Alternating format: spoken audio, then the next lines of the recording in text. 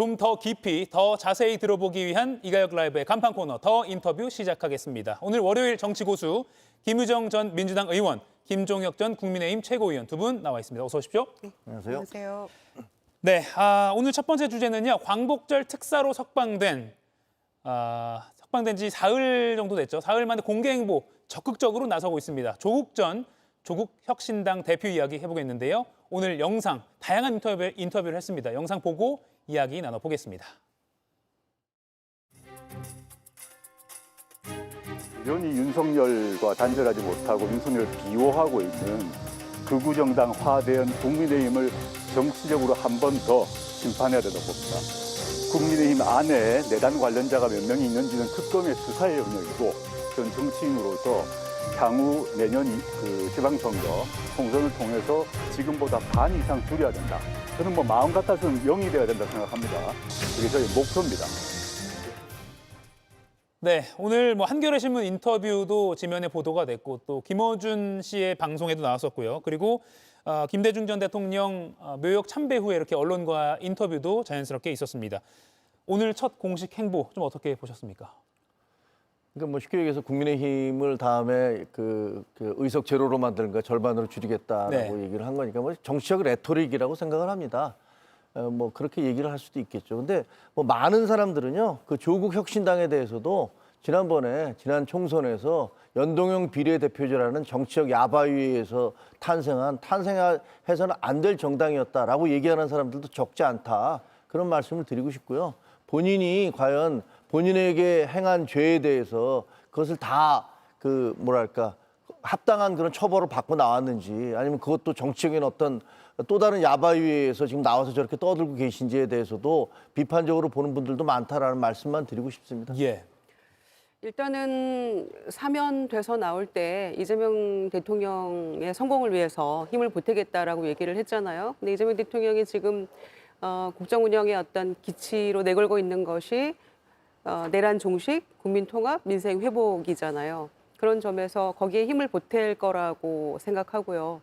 감옥에 있을 때도 매번 어떤 정치적 이슈가 있을 때마다 현안에 대해서 메시지를 내왔는데 예. 사실상 감옥 정치를 해왔었는데 이제는 사면됐으니까 날개를 단 셈이잖아요. 그러니까 아마 본인이 이제 그동안의 그 족쇄를 풀어버리고 털어버리고 날개를 단 셈이기 때문에 어떤 식으로든 정치적 모색을 하겠죠. 그러니까 전당대회를 통해서건 어떤 방식을 통해서건 다시 아마 대표로 복귀하는 것은 자명한 것 같고요. 예. 향후에 정치적으로는 본인이 염려하지 않아도 아마 지금 보기에는 국민의힘은 현재 같은 그 정치적 그 태도를 취한다면, 그리고 지도부가 지금 향후 구성될 지도부의 면면을 지금 미리 앞당겨 생각해 보건대 지방선거를 걱정하지 않아도 지금 절반 이상으로 떨어질 것 같거든요. 지난번에 또 굉장히 승리를 했었기 때문에 이제 그런 모든 점을 포함해서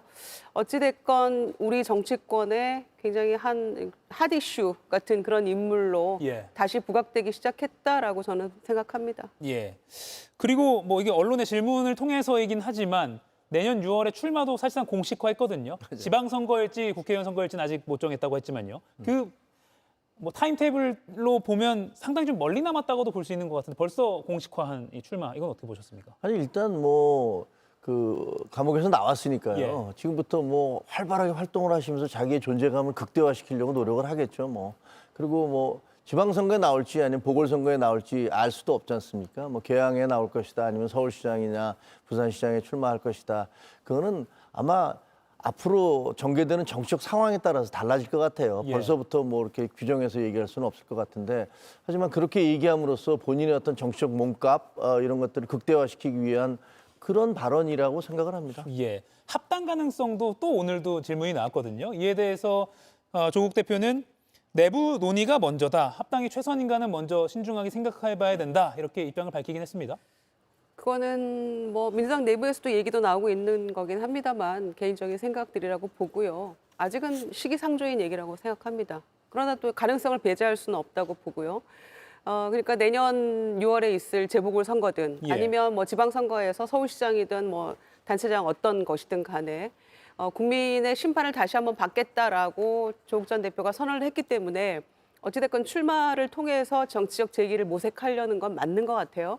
그런데 이재명 대통령의 어떤 그 고뇌에 찬 결단이라고밖에 볼 수가 없죠. 왜냐하면 굉장히 손해도 많이 보고 있잖아요. 예. 저는 지지율도 영향이 있다고 지금 판단하기 때문에 그걸 감수하고 특별 사면을 통해서 이제 정치적 어떤 재기에 문을 열어준 것이기 때문에 민주당이 내년에 조국 전 대표가 어느 지역에 나온다 한들 저희가 마냥 양보할 수 없잖아요.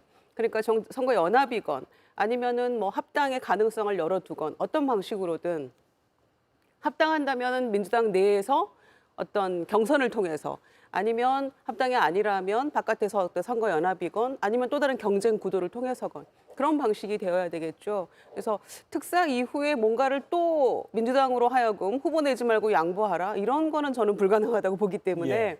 그래서 아마 합당의 가능성도 조심스럽게 얘기가 나오는 게 아닌가 생각합니다. 우리가 마냥 경쟁으로 갔다가는 또 국민의힘에게 뭔가 기회를 줄 수도 있기 때문에 그렇게 갈라져서는 안 된다라는 그런 정치적 함의가 숨어 있는 것 같은데요. 예. 그러나 저는 아직은 시기상조인 것 같고 조국 혁신당이 어떤 정치적 방향을 모색하느냐에 따라서 전당대회를 통해서 내부에서 논의가 있겠죠. 그걸 좀 지켜보는 게 우선인 것 같습니다. 네. 그리고 또 오늘 조 전 대표에 대한 언론의 질문 중에서 사면에 반대 여론이 높은 특히 2030 세대의 그 불만에 대한 질문이 나왔습니다. 이에 대해서 조 전 대표가 입시 비리 문제에 대한 불만일 것이라 판단한다. 이렇게 답을 했는데 김정희 의원님 어떻게 해석하십니까? 그냥 단순하게 입시 비리 문제에 대한 불만이 아니라고 생각을 합니다. 저는 그것은 조국 대표가 그동안에 보여줬던 그 위선에 대한 그런 불만이고 내로남불에 대한 불만이고 그리고 가재, 붕어, 개구리로 이렇게 모욕한 데 대한 그런 불만이라고 생각을 해요. 그것을 그냥 입시 비리 문제다 이렇게 축소하시는 것은 적절치 않다고 보이고요. 그리고 저분이 지금 그동안에 자꾸만 자기가 뭐 일가가 도륙을 당했다 뭐 이런 식으로 얘기를 하시면서 본인의 죄가 별게 아닌 것처럼 얘기를 하시는데 그 6개인가 7개 인턴을 한두 개를 위조한 게 아니에요. 간단하게 뭐 기간만 위조한 것처럼 얘기하는데 제가 보면 호텔 서울대 인권법센터, 아쿠아팰리스 호텔, 키스트 그다음에 그 공주대 생명과학연구소, 단국대 의대 등등 해서 인턴십을 도대체 몇 개를 위조를 했는지 모릅니다. 그리고 무슨 뭐 성적도 안 되는데 장학금 받고 그랬지 않습니까? 그게 일반 학생들이 보면, 일반 청년들이 보면 이거보다 더한 부조리, 이거보다 더한 그런 왜곡이 어디 있습니까? 양극화가 어디 있습니까? 아빠 찬스 이렇게 쓸 수도 있구나라는 생각이 드는데 거기에 대해서 지금 나와서도 계속 주장하시는 거. 오늘 한겨레 인터뷰 보면 뭐 대구 MBC에서 그 표창장 위조와는 좀 다른 그런 보도가 나왔는데 뭐 이런 식으로 얘기를 하세요. 만약에 떳떳하시면요. 이재명 정부 하에서 저분이 불이익을 받을 이유는 없잖아요. 그러니까 재심을 신청을 하십시오. 재심을 신청해서 법에 한번 다시 물어보세요. 그래서 내가 잘못이 없는데 나를 감옥에 집어넣었다. 우리 부부를 도륙을 했다. 그러면 아마 정부에서 이게 잘못됐다면 많은 배상을 해야 될 거예요. 그렇죠? 그럼 본인의 명예도 회복하고 배상도 받을 수 있을 테니까 재심을 청구하시기를 진짜로 요청드립니다. 예, 다만 조 전 대표는 재심 청구는 일단은 계획이 없다라고 밝히기도 했습니다. 네. 근데 진짜 억울하면 재심 청구하는 게 맞겠죠. 그런데 일단은 정치적 논란을 더 이상은 키우고 싶지 않다는 그런 마음이 작동을 한 것 같고요. 잘한 결정 같습니다. 재심 안 하기로 한 것은. 예. 우리가 조국의 강에 또 빠질 수는 없거든요. 그런 점을 저는 상당히 우려합니다. 그리고 사실 조국 대표 그 가족에 대해서 한 거는 검찰의 어떤 횡포가 과도했던 건 맞습니다. 어떤 점에서 그러냐면 사실 사모펀드 비리로 시작해서 시작됐던 수사였고 온 가족이 탈탈 털렸는데 결국 그 부분은 무혐의가 됐잖아요. 그 점에 있어서는 검찰이 좀 과도했다라고 생각합니다. 그러나 온 국민을 이 분열과 갈등의 어떤 늪으로 빠지게 하고 또 청년들로 하여금 정말 심각한 박탈감에 빠지게 했던 이 입시비리 문제에 있어서만큼은 저는 이재명 대통령이 늘 강조하시지 않습니까? 공급자가 아니라 수요자의 입장에 생각해야 된다, 공직자는. 그런 점에서 이제 청년들이 그 정도 사과하셨으면 됐습니다라고 할 때까지 저는 사과해야 된다고 생각합니다. 그런데 특사로 나오는 그 순간에 검찰 독재의 어떤 종식이다. 내가 사면되는 것이 그거는 좀 저는 아니었던 것 같습니다. 죄송하다고 사과하는 게 맞지 않았을까요? 조국 사태 때 그 가족끼리도 또 친구끼리죠. 부모 자식 간에도 정말 엄청나게 갈등이 있었고 지금도 말 안 하는 사람들도 있어요. 심지어. 그 상처가 아직 저는 온전히 회복되지 않다고 생각했기 때문에 그 특사의 즈음에서는 이러저러한 문제에 대해서 죄송하다고 공식적으로 다시 한번 사과하는 게 어땠을까. 그게 결자 해지하는 방법인데 제가 죄송하다 미안하다 거듭 사과한다고 해서 그분들의 마음이 풀리지는 않을 거라고 생각합니다. 풀릴 때까지 사과하는 게 저는 맞다고 보거든요. 그게 정치인의 자세라고 생각하는데 그 점이 좀 아쉽긴 합니다. 그러나 기왕의 특사로 이제 다시 정치에 그 복귀를 하셨으니 예. 정말로 청년들이 어떤 점에서 분노했는지, 어떤 점에서 정말 박탈감을 느꼈는지 그런 부분에 대해서 성찰하시고 다시 한번 위로하고 사과하는 기회를 저는 가졌으면 좋겠습니다. 예. 조 전 대표는 사면에 반대했던 분들의 마음을 풀어드리는 건 앞으로 저의 실천에 달려 있다고 본다. 이렇게 한겨레와 인터뷰에서 밝히기도 했습니다. 자, 그러면 이게 앞으로는 이 사안이 어떻게 영향을 미칠 것인가? 여론조사 하나를 좀 같이 보겠습니다. 오늘 발표된 리얼미터 조사 결과를 보면요. 이재명 대통령 지지율이 51.1%로 2주 연속 하락한 것으로 나타났습니다.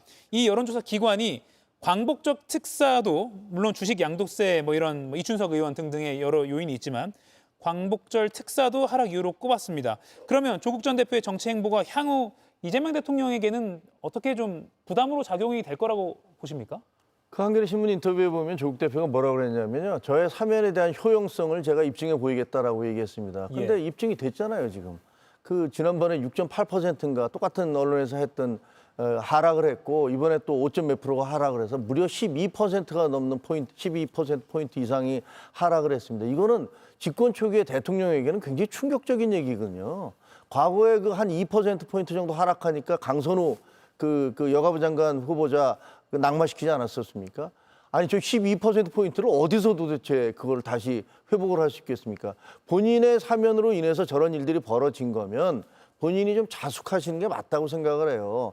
마치 무슨 개선 장군이 된 것처럼 나오자마자 뭐 그 다른 당에 대해서도 그렇고 자기 자신에 대해서도 그렇게 큰 소리를 치실 수 있는 그런 처지가 아니지 않습니까? 국민들이 그러면 본인에 대해서 물론 본인들 지지하는 분도 있어요. 그렇지만 본인에 대해서 반대하는 분들도 지지하는 분들 못지않게 혹은 더 많이 있다는 사실도 아셔야 되는 거 아닙니까? 그런 것들 지금 SNS에서 무슨 뭐 여러 가지 또 논란이 되고 있잖아요. 본인이 뭐 굉장히 비싼 한우집에 가서 예. 고기를 드셨는데 거기다 SNS에는 무슨 된장찌개만 이렇게 올려놔서 이건 또 무슨 초식이냐, 또 그 위선과 내로남불 시작하는 거냐 이런 얘기까지 나오고 있어요. 그런 것들도 좀 염두에 두셨으면 좋겠다라는 생각이 듭니다. 예. 지지율의 앞으로는 어떻게 영향이 될까요? 상당히 미쳤다고 생각합니다. 특히 조국 전 대표 사면 그리고 윤미향 전 의원에 대한 사면도 마찬가지라고 생각합니다. 그래서 아마 그런 고민이 좀 많으셨겠죠, 대통령께서. 그러나 이를테면 조국 전 대표에 관련해서는 문재인 전 대통령의 어떤 간곡한 요청도 있었고 그다음에 종교계에서도 그렇고 시민사회단체에서도 요청이 있었기 때문에 그 부분 포함해서 고민이 깊었을 거라고 생각합니다. 그런데 사실상은 그 여파가 이렇게 본인에게는 상당히 이제 손해보는 거 아니었겠습니까? 저는 이제 우려하는 것은 뭐 여러 가지 복합적인 그 요인이 작동을 했겠죠, 지지율에는. 그런데 사실 집권 초기에 이 개혁의 동력이 살려면 지금처럼 떨어지는 추세로 가서는 안 되거든요. 한 55% 전후로 조금 유지를 해줘야만 개혁의 동력도 생기고 대통령이 뭔가 좀 힘을 가지고 추진할 수 있는 그런 어떤 힘이 될 텐데 더 내려갈 거가 사실 걱정이에요. 근데 거기에는 조국 대표의 어떤 정치적 행보도 영향을 미칠 수밖에 없다고 생각합니다. 아마 그런 점을 굉장히 신중하게 잘 판단하시리라 믿어요. 왜냐하면 어찌됐거나 범여권으로 동시에 묶이는 그런 당들이기 때문에 이재명 정부의 성공을 위해서라면은 어떤 본인의 어떤 정치 행보 또는 언행 이런 부분에서도 조금 신중을 기해 주는 게 진정 이재명 대통령의 성공을 바란다면 그런 부분들이 조금 세심하게 작동되어야 되는 게 아닌가 생각합니다. 예. 그리고 이거 하나만 좀 더 보겠습니다. 이 조 전 대표의 사면 복권이 이 대통령에게 사실 어떻게 보면 이득이 될 게 없는데 왜 사면 복권을 했을까? 정청래 민주당 대표를 견제하기 위한 것 아니냐 등등 여러 분석이 있었는데요. 조국 전 대표 본인은 이런 정치공학적 계산은 아닐 것이다라고 입장을 직접 밝히기도 했습니다. 오늘 아침 유튜브에 출연한 영상 잠깐 보고 이야기 나눠보겠습니다. 근데 사면을 예상했다고 말하는 건방진 일이다 저는 생각을 하고요. 이재명 대통령께서 정치공학적 계산을 해가지고 사면 결정을 하지 않았다라는 점은 저는 믿고 있습니다. 제가 아는 대통령님은 정면 돌파의 방식을 취하셨을 거라고 저는 생각하고 있습니다. 예, 이른바 정청래 견제용 분석에는 선을 그었다고 보여집니다. 네, 저도 뭐 정청래 대표를 견제하기 위해서 조국 전 대표를 하면했다라고는 생각을 하지 않습니다. 그리고 뭐 지금 말씀하신 대로 대통령이 정면 돌파의 방식을 취하셨던 거라고 저는 생각한다. 지금 조국 대표 얘기하는데, 근데 그거는 그 정면 돌파를 했다. 무엇을 위해서? 그게 있어야 되잖아요. 그러니까 아까 얘기했던 정청래 그 현재 당 대표를 견제 그 정청래 당 대표가 그렇게까지 무슨 대선 후보로서의 영향력이 그런 정도는 아니잖아요. 아직까지 아니라고 보고, 그거보다는 저는 그냥 그 친문 세력, 그러니까 문재인 대통령과 이른바 그동안에 계속해왔던 586 운동권이나 이런 쪽의 어떤 압력 이런 것들, 그리고 대선 때 그 이른바 청구서 우리가 당신 도와줬으니까 이제 거기에 대한 보답을 해줘야 될 거 아니냐라는 예. 그런 압력을 이기지 못한 게 아닌가, 그냥 그렇게 생각합니다. 예, 정청래 대표 본인도 대통령과 싸울 생각 없다라고 밝혔고요. 대통령과 싸우면 안 되겠죠. 그러나 이제 필요할 때 할 말은 할 수 있는 여당 대표가 되는 게 맞다고 봅니다. 지난번에도 말씀드린 것처럼 그 대통령실의 출장소라는 비판을 받지 않으려면 할 말은 해야 하는데 잘못된 방향으로 간다면. 그런데 동시에 저는 당이 대통령의 어떤 국정 운영에 과도하게 부담이 되어서도 안 된다고 생각합니다. 예. 지금 특히 당 대표의 모습은 대통령의 어떤 포용 통합 이쪽과는 조금 약간 괴리가 있는 것 같아서, 그게 이제 완급 조절을 잘해야만 대통령의 어떤 성공에 조금 도움이 되고 어떤 동력이 될 수 있을 텐데, 이제 그런 부분에 대해서는 좀 우려가 있습니다. 오늘 DJ 그 대통령 추도식에 저도 다녀왔습니다마는 그런 모습들이 조금 아마 대통령께는 부담이 되는 게 아닌가, 그런 것들을 조금, 그래도 정치 중진이시고 정치적 꿈도 있는 당대표 아니시겠어요? 그러니까 그런 완급 조절을 조금 더 잘 하시길 바랍니다. 예, 알겠습니다. 이가혁 라이브를 시청해 주셔서 고맙습니다. 이가혁 라이브는 평일 오후 5시 TV와 유튜브로 실시간으로도 함께 하실 수 있습니다.